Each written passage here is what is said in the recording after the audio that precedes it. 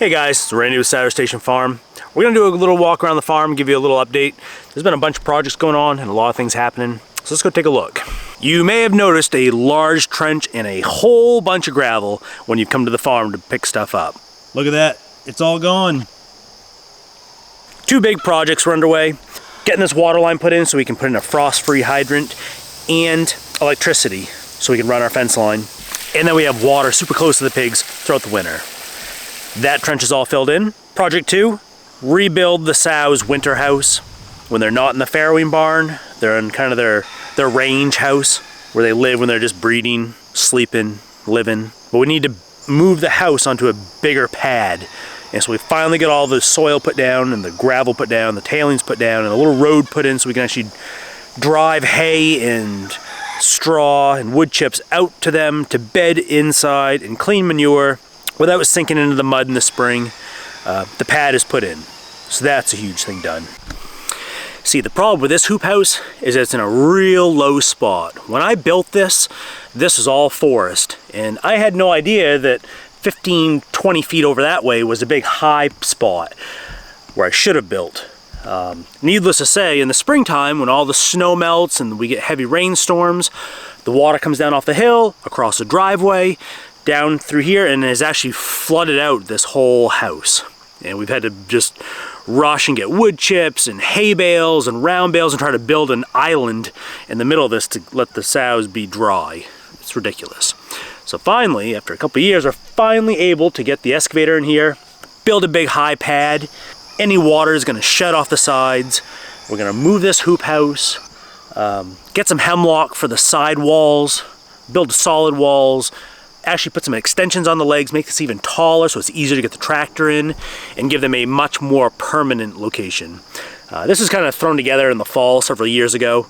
It was never meant to be permanent, and now that we use it for a few years, we see the problems with it, so now we're gonna redesign it, move it over, and make it better. The fence lines came down, and so we've temporarily put the sows back in the hoop house, or in the farrowing barn. They're mostly kind of bored. They really want to get out and go fooling around. So pretty shortly we'll get them back out. Next week, I believe we're gonna get the hoop house moved over and get the fence line fixed, redesign all the paddocks. It'll just give us a better rotational system so we can really put the sows on a piece of land and they can hammer it really hard, and then we can let that rest. And we can just rotate things much better. So really we're kind of taking a step back, skipping a breeding cycle with them, so we can really just redesign their whole paddock system for the long term. Because if not, just long term, we're gonna run into erosion issues and nutrient runoff issues from manure.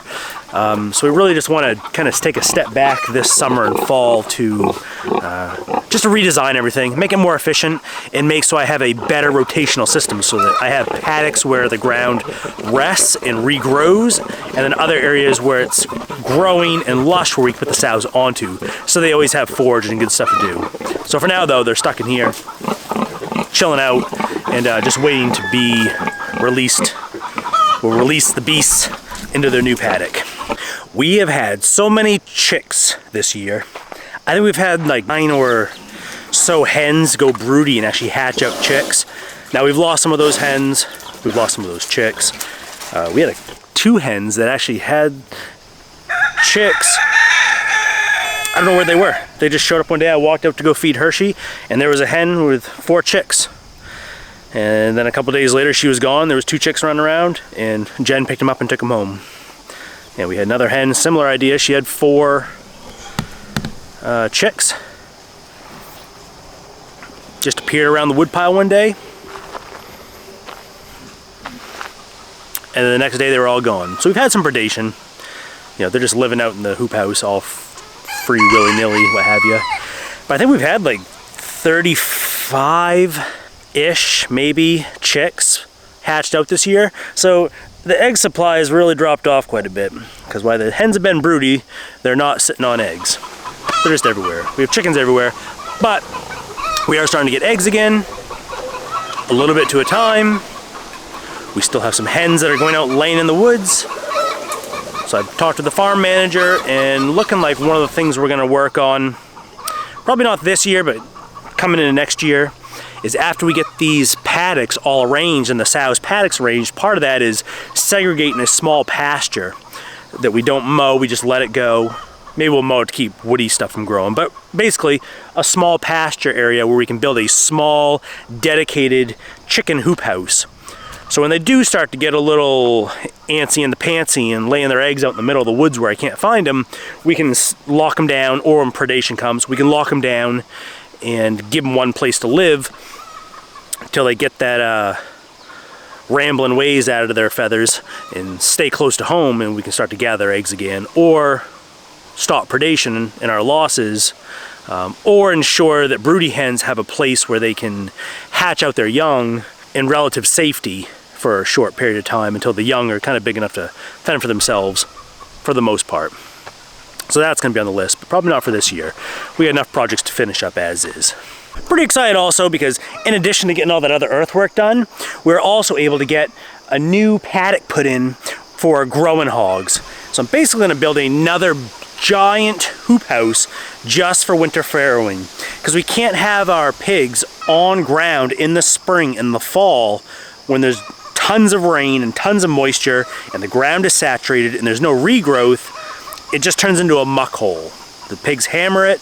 The trees, when there's no leaves, can't suck up that water. There's no grasses that are regrowing, and then you start to run into erosion issues.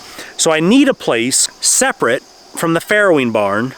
We're really trying to leave the farrowing barn just for the sows to go in and have their piglets. But a big open bay greenhouse, which will just basically serve as a spring and fall shelter for non-sows. You know, our growing pigs, the ones that we're gonna take to market. A place where they can go to get them off of the pastures, to preserve our pastures for when they're prime and they can be on them. So we got the earthwork done for that.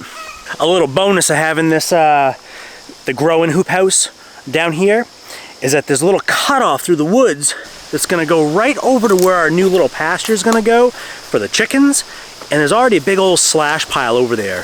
So I'm actually gonna move the compost pile from up by the driveway and move it down here.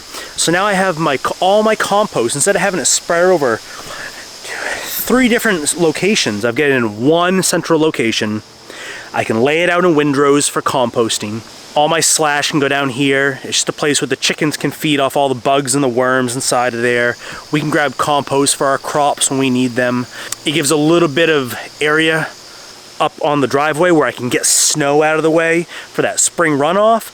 And it's kind of centrally located right to all these primary buildings and pastures and systems around the farm. So that's super exciting. All right, so you can see the pile of slash behind me. This isn't gonna be a very big paddock. Basically, over here, I'm gonna have my growers, the new growing hoop house, and just a small path through the woods here. Right in front of me is the farrowing barn.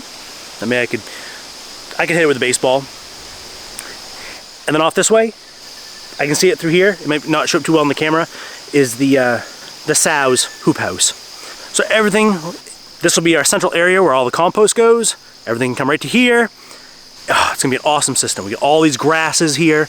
Once I start mowing to make sure we don't have any more trees growing. We can start planting things, have our little chicken coop down here someplace, and then we ain't gotta worry anymore about so many losses, really. So every year, I never plant vegetables. I just don't have the time for it, or a dedicated space. But we often get a lot of things that volunteer from snacks that we've fed the pigs. Cucumbers, squash, tomatoes, that kind of thing. This year's no exception. We've got a bunch of cucumbers coming up, a bunch of tomatoes, just tomatoes everywhere. I don't know how anybody couldn't grow a tomato. They just like volunteer everywhere. We did plant some corn. Nate is super excited. We planted a small patch of corn just to kind of see what would happen. It was a pretty waterlogged, heavily smashed up area by last year's pigs. I thought it would actually be a little too rich and too much carbon, would be stealing too much nitrogen, but they've done really well. So we may have some corn on the cob this year if the raccoons don't get it all. And some sunflowers. We get some sunflowers growing, which is really cool. And I've got a couple pumpkins. Not as many as I want. I really wish I had more because pumpkins are awesome. I love them. So I'm a little disappointed that didn't come through. But overall, the crops are looking really good for the crops that we do have. So I really can't complain. It's been a good season so far. Look at this. Little cukes growing in with the sunflowers. Little cukes growing in with the sunflowers. I didn't plant those. Well, I planted the sunflowers. I didn't plant the cukes though. They're popping up everywhere. Cucumbers and tomatoes. They just grow. Eh? Look, here again. Got cukes. Right here. Got our cucumbers growing right in with our corn.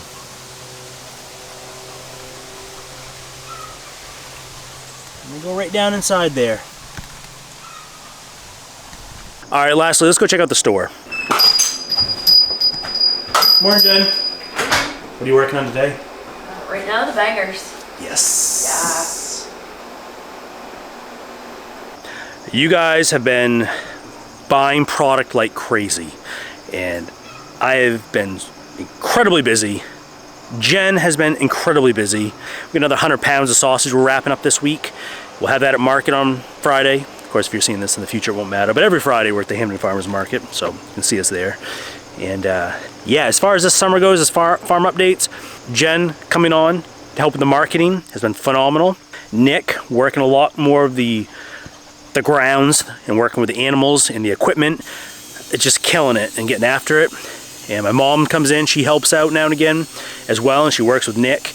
And it's just been a highly supportive team around here this year, and I'm just really grateful to have this help around. Everyone's just killing it. And you guys that have been supporting us have been friggin' awesome. I really appreciate it. And that's kind of it for this summer's updates.